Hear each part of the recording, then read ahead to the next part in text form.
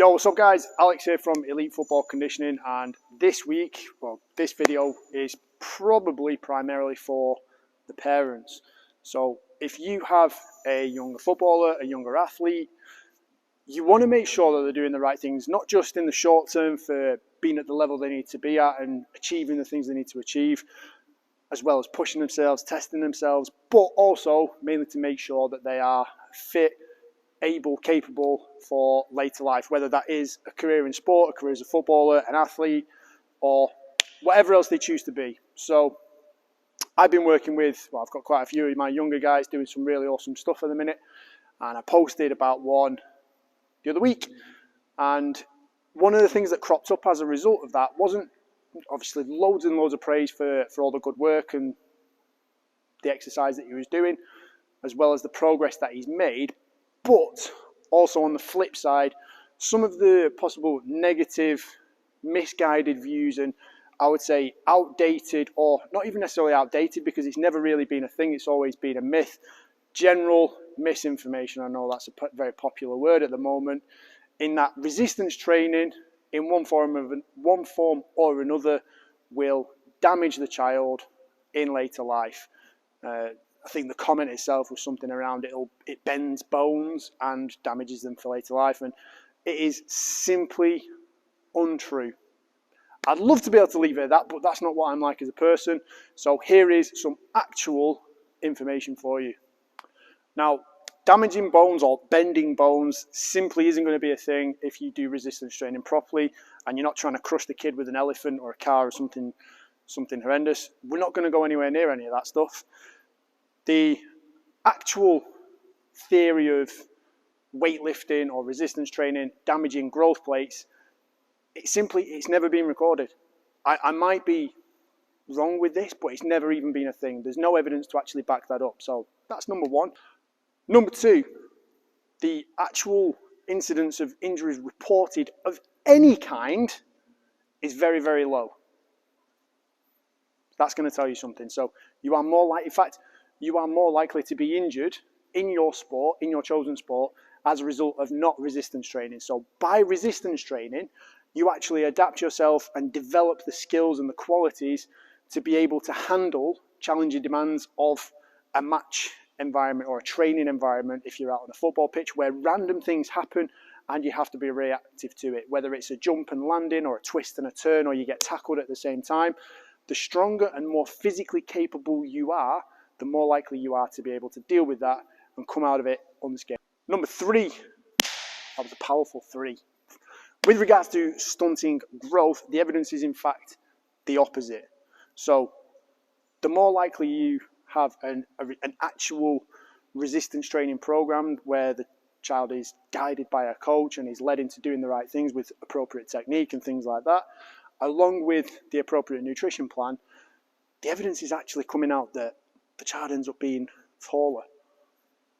Go and figure that one. And when it comes to people dropping out of sport, dropping out of physical activity, the reason for that and the reason that most adults cite dropping out of physical activity is because they're injured or they've suffered an injury either as a child growing up or through playing games and things like that as a teenager going into adulthood.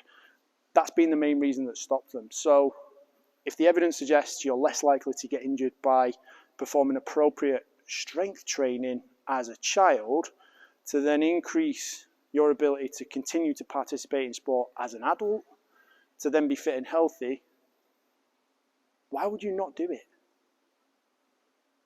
Now, if you've been following my videos and my content over the last few weeks, you will know that I am a big believer in you get fitter, stronger, faster as the season goes on. Now, that's also evidenced in the research which says you are more likely to get injured earlier on in the season as a result of lack of conditioning. So with regards to pre-season training, programming, again, what we're looking to do is build a big base for improved performance throughout the season as we go in order to peak at the right times for the right competitions, and that is appropriate at every single age level. So the more you play, the more you practice, the more you train, the more physically strong you get, the better your results.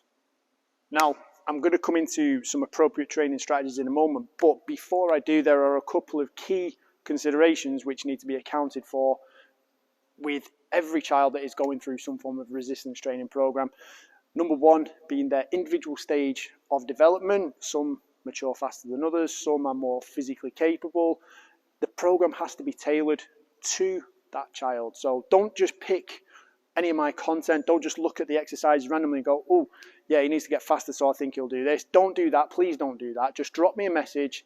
Ask me for a couple of things that might be appropriate for your child, and I will send you the information. I will send you where you need to go, and I'll tell you what will be the best thing to move the kid forwards. Number two, the level of growth and maturation in terms of their high peak velocity, in terms of growing.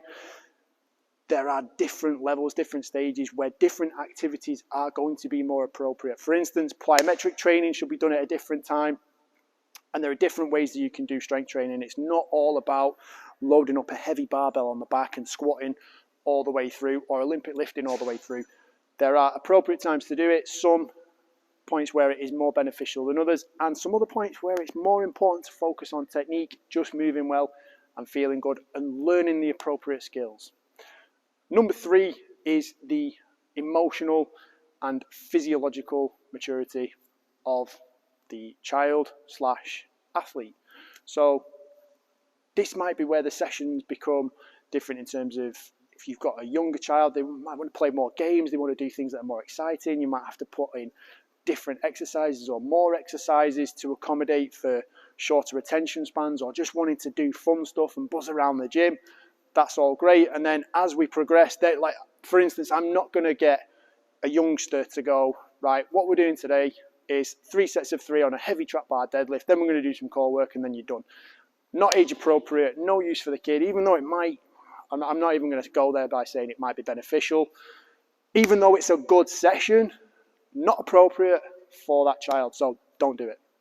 So here it is, the big, I'd say, grand finale.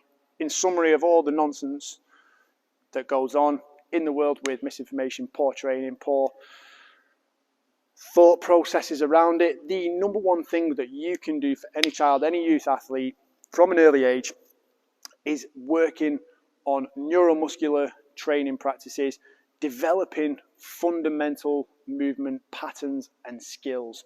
So here I'm talking about we're going to learn how to squat, hinge, push, pull, we're going to carry weight, we're going to learn how to brace and breathe properly, because that's something that not everybody gets right.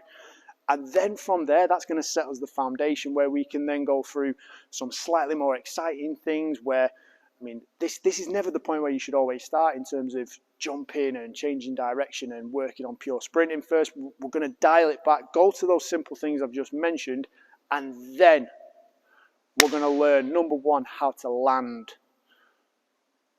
Pretty simple. So you're just going to learn how to hit that athletic base safely, being stable to be able to move in any direction. That's then going to lead to us being able to take off and jump.